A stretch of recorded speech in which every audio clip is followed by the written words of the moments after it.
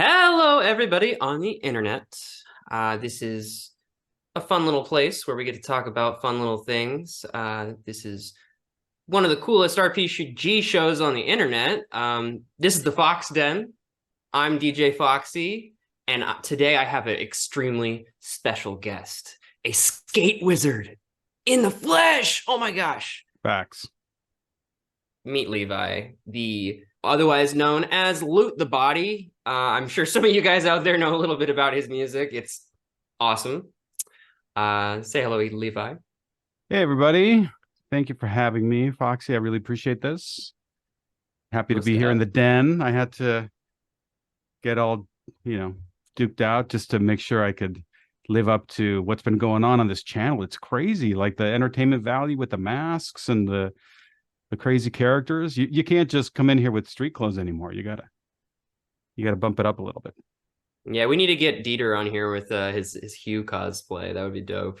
It's gotta happen eventually. Here's to hoping. But anyway, yeah, y'all. So today we're here to talk about something special, a game that Levi is creating, actually. Before we get into that, I want to ask Levi a few questions about where he came from. Levi, I want to know, where do you hail from? I want to know how you got into RPGs. What got you hooked on it? Yeah. So I live in Southern California, and I'm actually a late comer to RPGs, even though I'm of the generation of like I should have been playing it in middle school, but I just every opportunity I got just it didn't really connect. And every time I looked at the books, it was math. It was just straight up math. It was like math. There would be like a great cover, and you'd open up the book, and it would just be like math, And now I hear stories of people from my generation who say, "Oh, we didn't play according to the rules. We made up our own rules. We didn't know we were playing it wrong until years later, But I didn't have like a group of people to do that with. So I actually got into it properly when a couple of things happened. Number one, I had kids and I wanted to play games with them. And the 5th edition starter set came out, and I walked into my friendly local and I saw the Goodman Games display. It's like a bell-bottom barbarian with a handlebar mustache. Like, holy moly, Yeah. And so that really got me hooked. And then I started listening to Spellburn, and I started listening to exactly. Yeah, there he I was is. like, that is it. That is Mm-hmm. it. So listening to podcasts and realizing that I could teach myself, and it didn't matter that I didn't live next to people who played. There was a community, and I joined Google Plus just in time to have them turn the lights off. But I did realize that there's like an indie community, and the cool thing about it is it's like it's got to be a couple things. Number one, it's like if you want to be a part of it, you can be a part of it. That's all there was to it, which I found amazing. And people were really welcoming. And so I just started getting into it from that end. It was really like I started playing, and then I've always been a musician. And then I started just, you write about what you're obsessed about, I guess. And RPGs, D&D, all that stuff started just filling my brain. So those were the songs that started coming. And the cool thing was, initially I thought everybody in this community, they're all designers, or they all are like home brewers, or they're DMs or whatever. What does music have to do with anything? But people were so welcoming, with the first songs, you and other people who were like, hey, this is awesome. This is really cool. We get it. We get the connection. Where other people that are outside the community are like, hold on a second, you write songs about role play games or for role play games? What is it?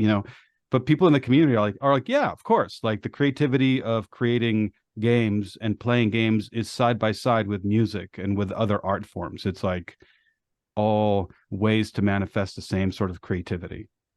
I mean, I know for sure that Gary and Arneson and all those guys were inspired by some heavy metal stuff going on back You then. think so? They gotta be. I always thought Gary was more of a Frank Sinatra guy, and that this generation that they hired were more like the kids that were into Pink Floyd and things like that. But I don't know. Yeah, I'm checking out what Commando solos writing. Deep down, we all really do love bards. True. So true. True.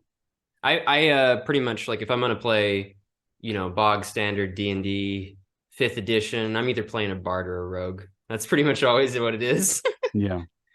Yeah. Sometimes I dabble in cleric, but I always play in my standing game. It's always just whatever the utility. We go through so many games. That's the thing I love about my standing game. It's like we do like 3 or 4 sessions, 5 sessions, and we're looking for the next system. So if you don't like what you're doing, this don't worry. Like you'll get a chance to do the exact opposite next time around. So that's probably the best part of my gaming crew. Mm-hmm. So, you spoke a lot about your music. So when was it that you started playing? You said you always started playing. What was it that got you to pick up an instrument and start jamming, Yeah. basically? What was it? Well, I think it was Back to the Future. Nice. Like when I was a kid, I watched Back to the Future, and that scene when they play Johnny Be Good really electrified me. I was like, Oh wow, I yeah. think I was in middle school or whatever, but just that scene, it's funny because it's, but that really made me realize I need to be able to do that. I need to be able to do that. And so at that point, like when you're a kid and you want something, you want a toy or you want a thing, you sort of obsess about it, like in Christmas Story, like Ralphie with his little rifle. I was like that, wanting a guitar until I finally got a guitar. And then around that time, like the mid 80s, there were a lot of guitar magazines. You could buy a guitar magazine and it would have like a lesson. So I started buying guitar magazines and learning all the lessons in those guitar magazines. And so little by little, sort of teaching myself. And then as soon as I could, I started playing with other people. And so by the time I was in high school, I'd be playing in like cover bands and just trying to do, get out there as much as I could. In one band I'd play guitar, another one I'd play bass. Taught myself how to play keyboard so I could play in another band. Just being whatever I could do. And then when I was in college, that was my thing. I was like in a band, wanting to be signed, playing around LA.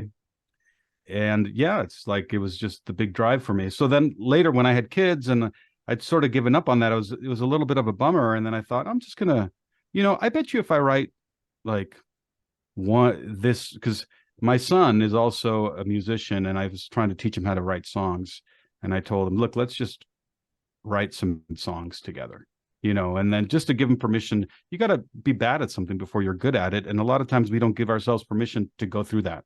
We expect to be great, So I wrote Down at the Tavern and it's like, yeah, that's pretty good. I bet you one person out I there would love like to that hear that one. song. Oh my gosh, it's like it literally always cheers me up. Whenever I listen to that song and I'm sad, I like feel happy afterwards. I'm serious. See, well, you're the one person. You're the one. Actually, I other people have don't mentioned that think song to that's me, true. but I it don't think that's really true at all. it really felt like, because I had been so involved in teaching myself how to play and listening to podcasts and things like that, I was like, I bet you one person would like to hear that song. And so little by little, I started to sort of keep going.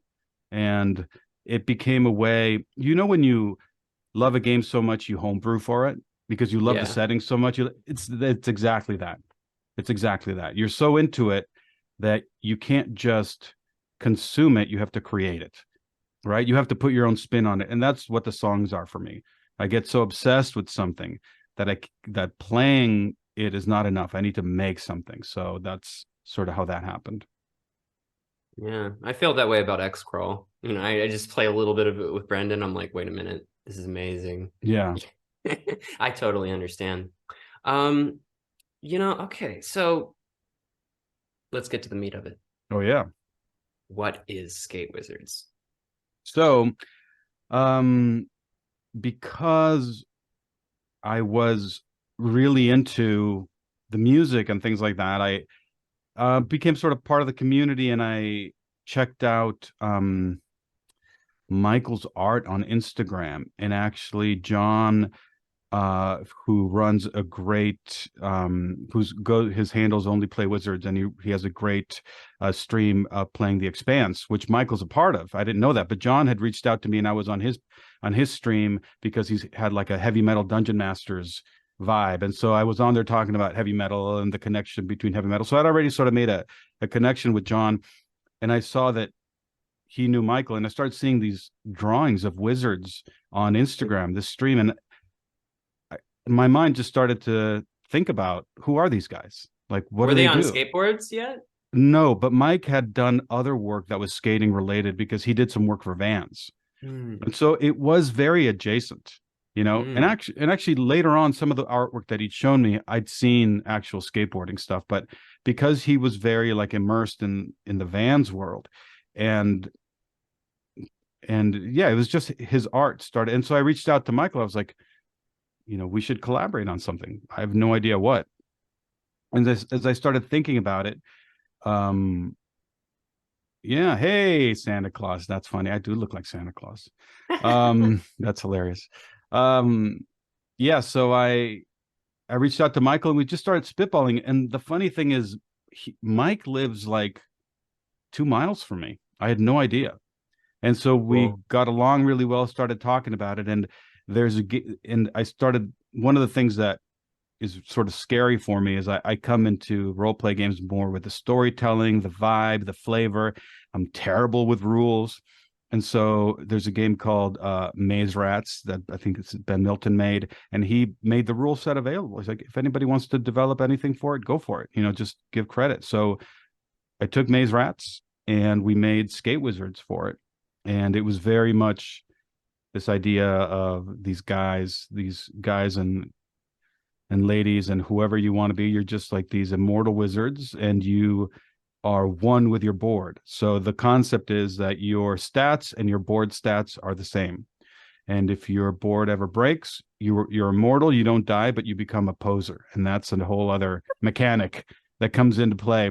And you can stop being a poser if you want, but you have to go through a whole thing. So Michael and I just started riffing on this thing. And so yeah, the it was great because I was so used to, one of the things about making music on my own is that I can just do it. I don't have to ask for permission, and I do everything on my own.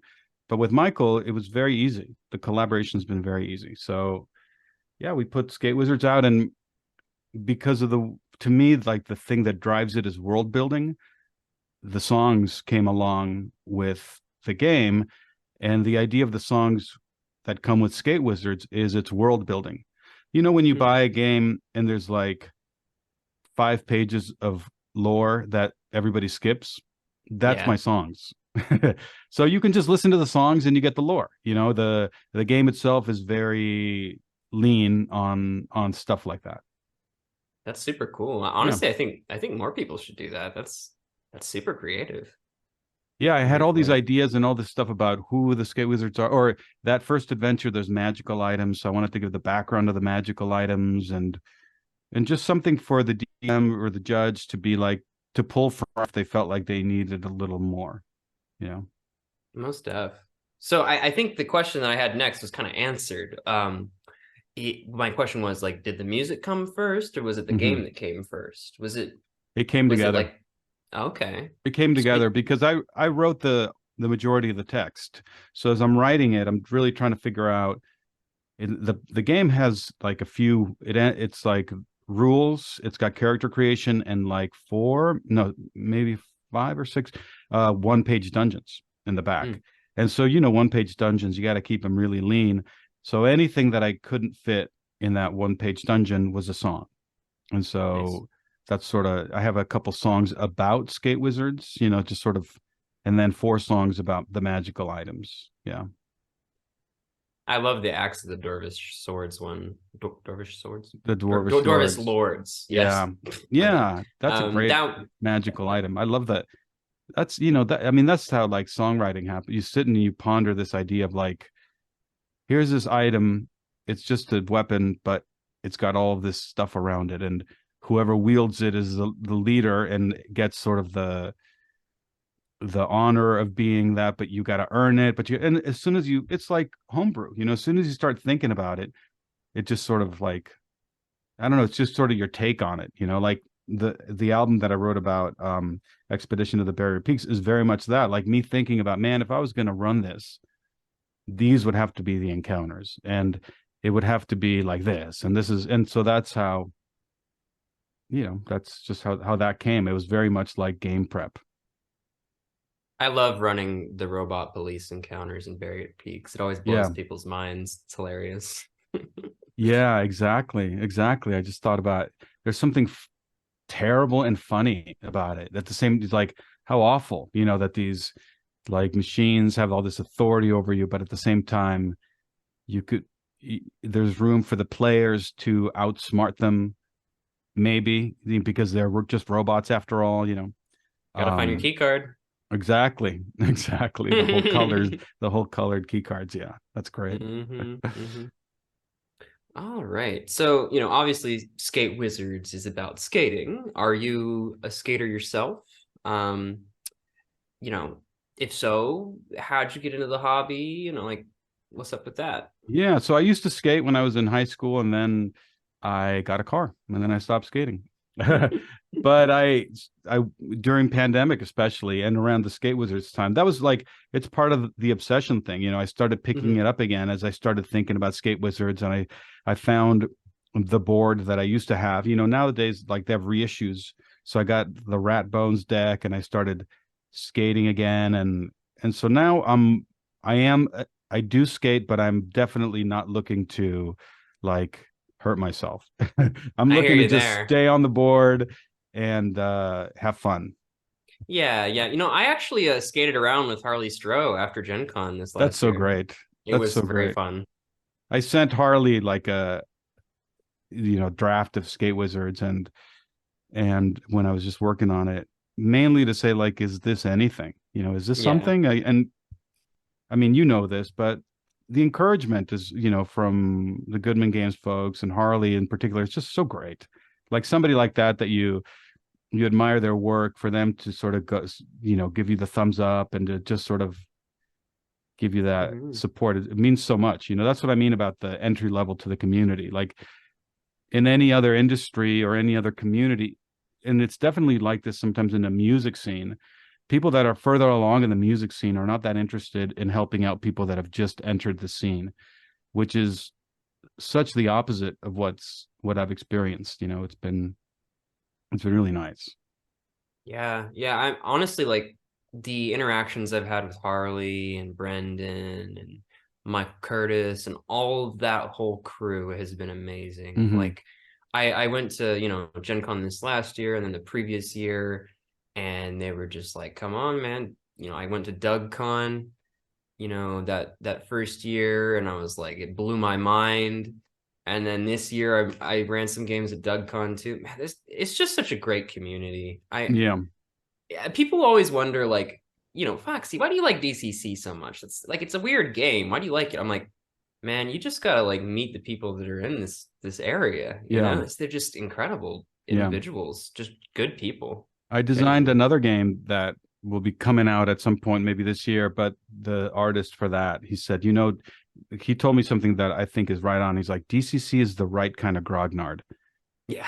Like, I think it's got both, like, definitely a lot of grognards. And I would probably, just because of my generation, probably count myself as that, even though I Mhm. don't have all the experience. But certainly, if you look at me in a group of grognards, I'm like, yeah, there's another white dude with a beard. Like, yep, he belongs. But at the same time, it's the door is wide open. The door is Mhm. just wide open, and that's been very cool, because I never have to feel. Sometimes when you associate with a certain group, sometimes you cringe by association, like, oh, why did you guys have to do that? Yeah. Why did you have, come on, I've never had that feeling with the DCC crowd. And I'm talking about, like, online or any interactions I've had. It's always been very cool, which Yeah. is, We just love OSR, man. We yeah, vibe with it. yeah, definitely. And so, yeah, it's the community, I think, has been probably the best part of it. When I wrote the song for the new DCC 100 adventure, and I also wrote a song for Sailing the Starless Sea, right? Where there's Sailors of the Starless Sea, um, for the reprint. But I wrote the DCC 100 song first. I Nice. wrote it because Harley's been talking about that adventure for a long time, and he was on Spellburn, and listening to him on there, it just like infected me, right? And Mhm. I wrote the song and I sent it to him. I had no idea who he was. I mean, I knew of him, but he didn't know who I was at all. I just sent it to him out of the blue, you know, and out of that came, hey, write one for the reprint of Sailors, which is coming first, and then we'll save this one for this. It just sort of like snowballed from there. Like, who am I? I'm nobody. Like nobody asked me to do this. You know, I can think of 100 different ways that that would have gone wrong. Um, but again, it just goes to like the other thing is you want to do it, great, do it. Like I'm not going to do it for you. That's the other thing. Like there's a lot of Yeah. freedom, but at the same time, you got to do the work. It's like nobody's just waiting to do the work for you. You know, it's like this is your passion. You're super passionate about it. Great, go for it. You know, and so Mhm. that's for somebody like me. That's very cool. And not just go for it. They're like, hey, here's some resources that might help you. Well, the community, Whenever I'm trying to yeah, create something, with these building blocks, they're always like, hey, look at this thing. This is going to right, help you. And right. people just speak up and they help out, and it's great. Right. Somebody else has already done that, or somebody figured something out like that, similar, and it's there for you to build on. Yeah, for sure, for Yeah, it's all sure. great stuff. Um, wow. So did you ever give any suggestions, when it came to the art direction, when Michael was drawing wizards and things like that? We would meet. What was the process like? Yeah, we would meet. So Mike already had some wizards drawn, right? So we Mhm. were very clear on which ones that, and then as we started working on the game, um, like there's certain spells that wizards have that are just like your day. You have them all the time. So you need to be able to. You can cast rail, you can cast sidewalk, and you can cast ramp. You can just cast them all the time, which means that any terrain you're in, you're is skatable immediately. And it's almost like, like cantrips or whatever. They never run out. And so those conversations, necessitated some new art, right? Because it was a very like these constructs that you can just cast. What would that look like, Mhm. and definitely the dungeons, the one-page dungeons at the end. There was a lot of conversation about what those would look like. So I think I'd say about maybe 50% of it maybe is art that Mike already had, and then the other 50% is art that he made for the adventure. Cool. Yeah, and it's actually, I did all the layout. I've never done that before. Like it was really nerve-wracking. And then Mike did all the copy editing, which was so it was really cool that we just did it all. Neither one of us had experience doing it, but we just sort of gave ourselves permission. It's really all it takes, honestly, Yeah, just getting out there and making something. yeah, So speaking of making stuff, are there any projects that you and Mike are going to be working together on in the future? Is there any yeah, like maybe adventure modules for Skate yeah, Wizards in the work or yeah. anything There's like a that? second Skate Wizards in the works. Yes. Yeah, in Skate Wizards, I think I can tease the title, Into the Eye of the Domed City. I You heard it here know, first, folks. Into the Eye of the Domed City. That so I've already got some songs done for it, and the adventure's pretty much done. Actually, a friend of mine is going to play test it. I think next month there's a con up here in gosh, Jason, I wish I remembered what it was, but it's like up in the mountains, sort of by the Inland Empire. There's a con up there, and he's going to run it, and so that's going to be cool. And I'm looking forward to that feedback. Um, yeah, and there's going to be so we have some. I'm really excited about it. I'm really excited about it because it's not, the first one is like the what the hell is Skate Wizards? What is a character? What is all that stuff? And so it's nice to be able to just cover some of that, but not feel like you got to do all the heavy lifting. We can just build on it, and we have a lot of cool ideas for it. That's very cool. Yeah, You said it earlier. You mentioned that you can cast a ramp. Yeah. Is like so you can summon sidewalks and ramps and rails. That's Yeah. part of the magic of it, I guess? Yeah, there's different types of magic. So one of them is just these spells that are just your permanent spells that you can do anytime. So those are the three that you can do: a, a rail, a ramp, and a sidewalk. And the other thing is skate wizards can collaborate to cast these together to create bigger ramps and more or rails that stretch over different, so you can, and again, you can do these anytime. There's other spells, and I do I have a copy of it around here? You do. We'd Hold love on to a see second. it. I probably have it. We're waiting. He's summoning his tome. Very important. Just see, I'm wearing my own merch. Yeah, I see that. Very dope. It's covered by your beard, though. Yeah, that's all right. Okay. So there are those daily permanent spells which you can do anytime. Then there's something that we call a rando spell, which you roll on the rando spell table. I don't know if you can see that, but basically you roll across. It's four columns. You roll a d12 on each one, and then you whatever word you get, you add it up. So for instance, you roll a d12, you get a 5. Okay, the word is gnarly. Roll a d12. The next one could be expanding. Roll a d12, dust, and then I don't know, loot. So gnarly, expanding, dust, loot. That's your rando spell. That's a big spell for the day. So when you want to cast it, it's the conversation with the GM. Okay, this is when I I cast my gnarly expanding loot. Or okay, what does it do? Well, it creates a huge loot, and when I play it, the music creates the walls that shatter, or the song that I play does it. It's really like interpretive in that way. So that's the and it's sort of a big effect in terms of your spells. And then we also have in Skate Wizards, like when you have a spell scroll, you use it and the scroll disappears. For us, we have bootleg spells, and what it is, it's like a bootleg VHS tape, Oh like gosh. a skate tape, where you like that you've bootlegged so many times, and so when you do the spell that's on it, it might bust, it might break or not, so you have a chance of using that spell again or not. And so some of the bootleg spells that you have are like mattress, which you can create a magical cushiony king size mattress that minimizes the impact of a fall. Or wannabe is another one. You can disguise yourself as a creature of your relative size and dimensions. Or sweet jams. You can create music that fills the air. All non-skate wizards in the vicinity have disadvantage for 5 minutes. Or gleam the cube. Defy gravity with your board for 5 minutes, allowing you to skate on walls and ceilings.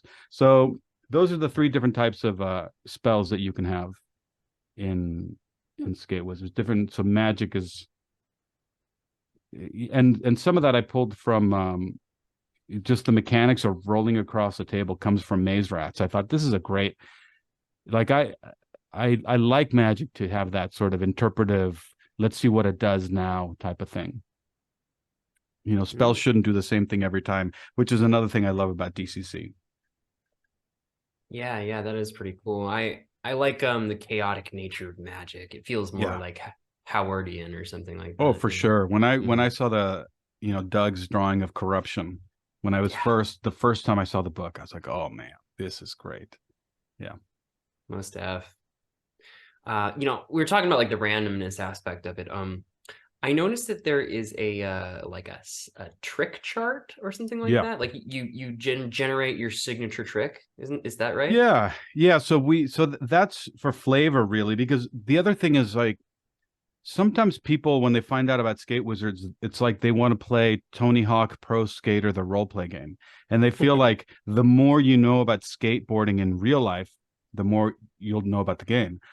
Excuse me. Or you have to know about real life skating in order to enjoy Skate Wizards. And it's actually not true at all. It's really about what you want to bring into it. So the skate trick names is about naming your tricks your way, not feeling like you need to know what real tricks are. So it's another table and you roll a d20 in each column. So like, you could let's say your trick could be a greasy yank or plop with a wrinkle melter, or a salty clapper cap with a fuddy hole, or a floating crunchy dump with a grumble bend. Like Ooh, those a are all, yeah. What would that look like? I don't know, floaty but crunching dump. sure, I don't know why about that not? one, buddy. Why not? So it's really about getting you out of the feeling that you have to be doing what a real skateboarder would do in real life. It's just about the fantasy of it, the imagination of it. You're a skateboarding wizard. You have nothing to do with actual skating if you don't want to. Having said that, people that skate do dig the game, and they bring a lot of that sort of fantasy and wish fulfillment of their own skating to it. So yeah, I actually like yesterday because I wanted to buy a board, because I was like hooked after hanging out with Harley. And I was like, I walk into the store and I'm like, oh my God, $200? I need to get another paycheck. And I'm like, Mm, you know, um, you guys take it seriously, yeah, honestly. yeah. It is like pricier than I would like, and I gotta think there's Hmm. got to be some cheaper options out there. But it like any hobby, man. Like, I mean, that's one thing that's great about role playing games. You really, with PDFs and with so much free content out there, free rules, it's really easier to get into it. A set of dice isn't that expensive. And Yeah. even then you can just roll online, so Mhm. but yeah, I agree. Sometimes it's pretty crazy, like the cost for some of that stuff. You should make yourself one out of a log. See, like this one here. That's awesome. I think I saw one of them like writing like a big crystal too. I really like that drawing. Yeah, It Mike was is really funny. into crystals, so you'll Hmm. see you'll see crystals in the artwork too. Is there Yeah, a could a skate wizard have some kind of like skating version of an ion stone, maybe?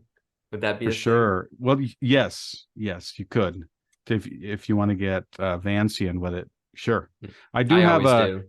one of the so if you um use a non-skate wizard magical item, you can be, or your health falls to zero, you become a poser. And so there's a little thing where you roll, you figure out, what kind of poser you are. And one of them, you have like a sending stone where you're constantly streaming whatever you're doing. So in the party, there's somebody who's always like with this sending stone, and so it's instead of like Remember to smash that like button. Like exactly, exactly, exactly what it is. And so you can sort of get into it. Posers can still do stuff. They can, but it sort of gives you this motivation or this drive of who you are, which is like another one is like a security guard, basically telling everybody you can't be skating here. Yeah. There's a few different poser choices, but that's the idea of it. You got to get like your rest, and you get your other skate wizards to help you get back into it. dope. Actually, me and Harley got kicked out of the area we were skating at, so we were like, "Yeah, we did it!" Like, Yeah, I'm not surprised. It's so hard to find a spot. It's so yeah, hard. The first time I went, when I started skating again, I went to the Rose Bowl, and man, there's like big parking area, but it's so poorly maintained. I ate it so hard. It was like I got scraped up. And so you might find a place where nobody bothers you, but it may not be the type of place where you want to be skating. It's really hard to find well lit spots, yeah. especially at night. Yeah, we're planning on like just zooming around Indianapolis next year. We're gonna like try to we want to try to make a culture out of it. Like do like maybe like Goodman Games skate videos, Oh man, like I think it'd be sick. that'd be great. I think I don't think it's happened yet, but when this whole warehouse thing, I think we're stocking some Goodman Games, some skate wizards at the Goodman Yep. Games, right? I actually I work there. I have your books on the shelves. There you Hmm. go. There you go. So folks can get them from Goodman Games, which is cool because you're already there. You're already buying your stuff, and yeah, we sent some. It was really nice to be asked. Um, Yeah. yeah, we gotta get on part two because we're all out of cassettes too. We're all out of cassettes. Usually we have a deluxe bundle that it comes with cassettes, it comes with 2 character sheets, comes with dice, and some stickers. And we're sort of waiting for the next game so we can do a whole push, but I think we're all out of cassettes for now. Wow, there you go, folks. They're in high demand. They are. If you can find them on eBay or something. You should bootleg them. You could. All right, y'all. So right now we're gonna go for a 15-minute break, and then when we come back, we're going to open up questions to the chat, and we're gonna see what you guys want to ask Levi, and then we're gonna answer those questions, and we'll get back in just 15 minutes. We'll see you soon.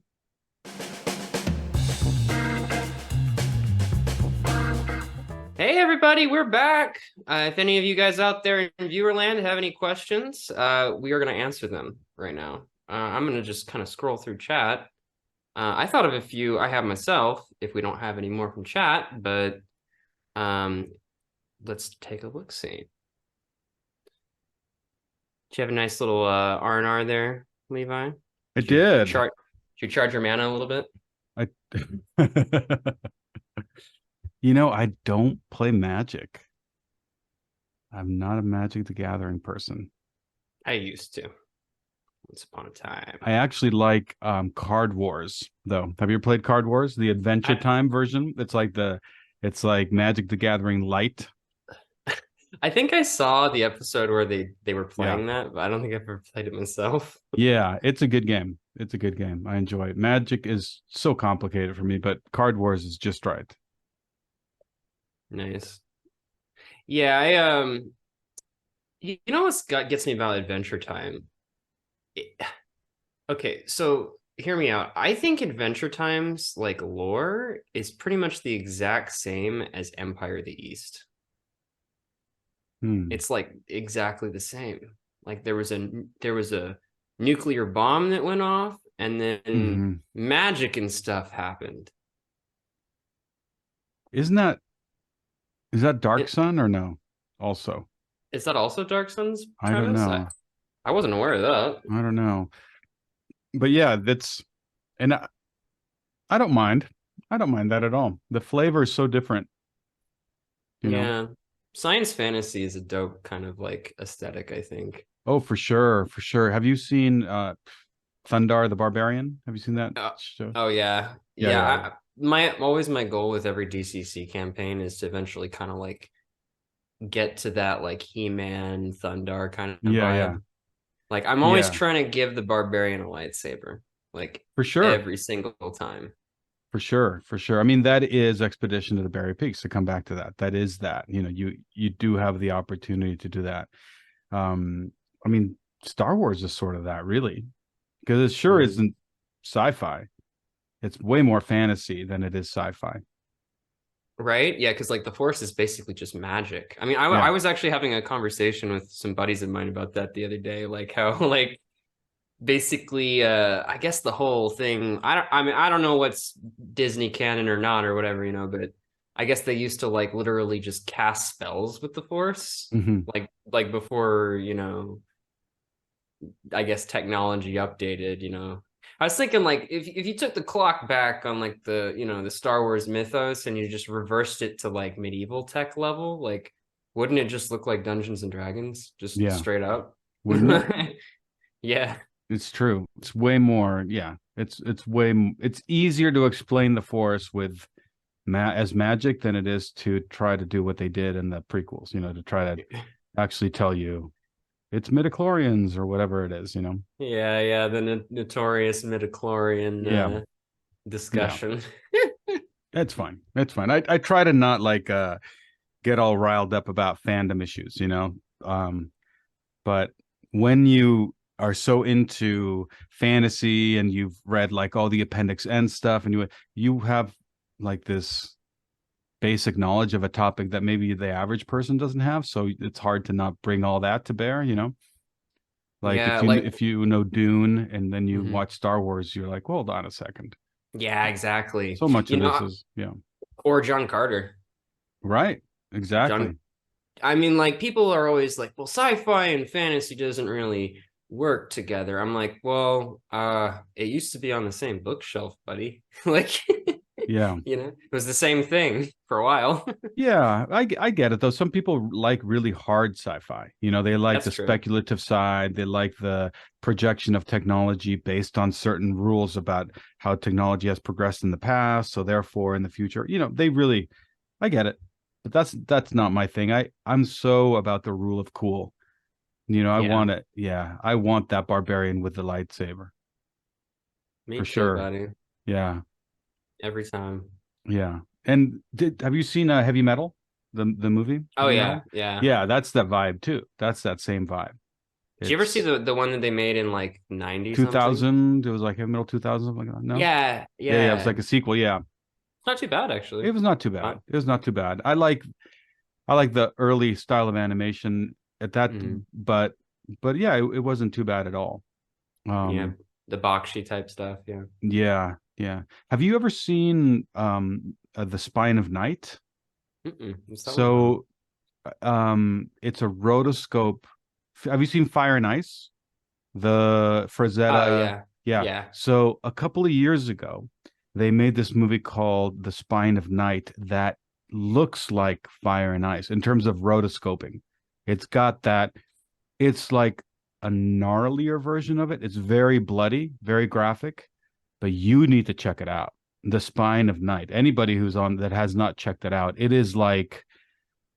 it is graphic. It's like the mainly in a violent sense, very bloody, very gory, but the aesthetic of it is Yeah. so cool.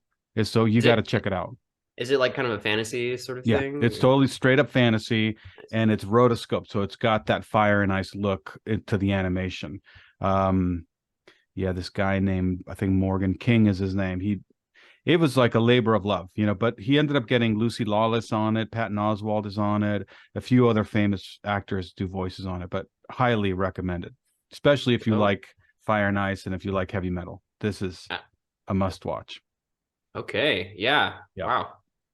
I might check that out tonight, honestly. Yeah. Check out the trailer on YouTube and then like you can sort of figure it out. But yeah, for sure. Oh, Wizards. Yes. Somebody on the chat, Commando Solo 9193.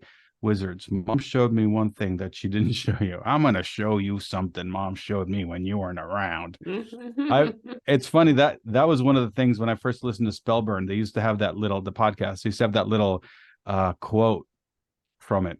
And before I even heard the podcast, when I heard the intro with all the little quotes and I heard that, I'm going to show you something Mom showed me. I was like, oh my God, those little inside references, Yeah, Wizards for sure.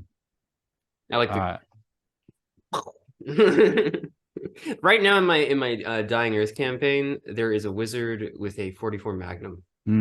I have okay. I'm glad we're talking. I'm glad you mentioned Dying Earth because I have a little bone to pick about Dying Earth. Like, not a bone to pick, but when I read it initially, some of the first stories, especially about the women that were made in the vats, right? Mm-hmm.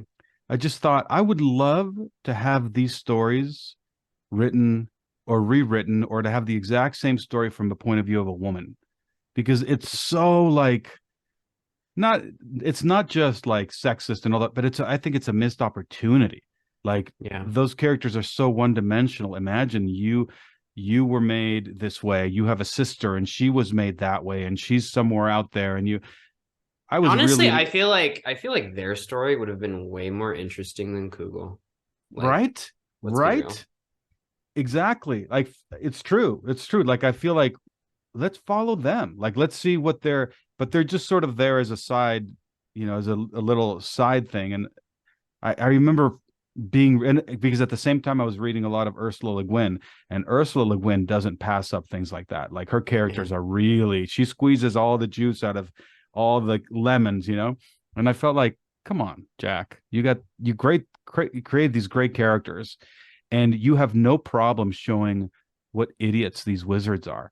Like, you have no problem showing what utter buffoons they are, which is one of the things I really like about Jack Vance, is that he doesn't fall for all the, oh, this is a hero and he's got to have this. if Yeah. anything, his heroes are so flawed, and that's sort of why you like Google. That's why you sort of keep going. You're like, oh my God, he's gonna do that. All right, let's see what happens. They're so funny. So it was a little like I would expect that from Isaac Asimov or other people whose characters weren't as good. Isaac Asimov is not really, to me, known for good characters. He's known for good ideas. But yeah, I feel like he sort of skipped something on that one. I don't know. Yeah, so here's what we need to do. We need to make a Dying Earth DCC adventure about those two, and have them as like NPCs or something. Yeah, That's what we need to do. yeah, and the party is somehow caught between them or something that just enables you to show them, to see them because they're sisters. Yeah, maybe they're separated and they're trying to get back. Maybe one of them needs to be like she's trapped or in some sort of sticky situation, and the other one comes to you and she's like, I need you to do this thing for me to. Or they could even be patrons, and the party gets to choose which one they want to. That thing as a patron. Now that's interesting. Yeah. I don't know. When is the Skate Wizard bundle coming back in stock? Because it's out of stock on your website. Yeah. The full bundle is out of stock. We're out of cassettes. The full bundle with the cassette. The no cassette version is you can get it on Goodman Games if it's out of our stock on our site. But I need to order more cassettes. If you order what we have right now, Mr. Joseph has informed me that I need to write little personalized notes on each thing I send out. So you're gonna get a little Foxy that I'm gonna draw. Hey. Every single Goodman Games product out there has a little Foxy on it. Yeah. Wow.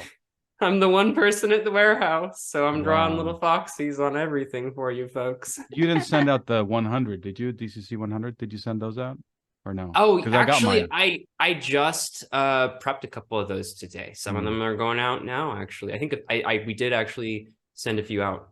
We're in the process of doing that. So yeah, guys, you're getting your DCC 100s pretty soon. And I actually have been writing like recommendations for like music and like books on some of them. So like I'd be like, hey, just based on what you ordered here, you should check out this thing. That's cool. I've been doing a little, like, if I have time, sometimes I have to hustle and get orders in. Yeah. Speaking of which, if any of you guys want a job out there, I could sure use somebody in the pick list room. Just FYI.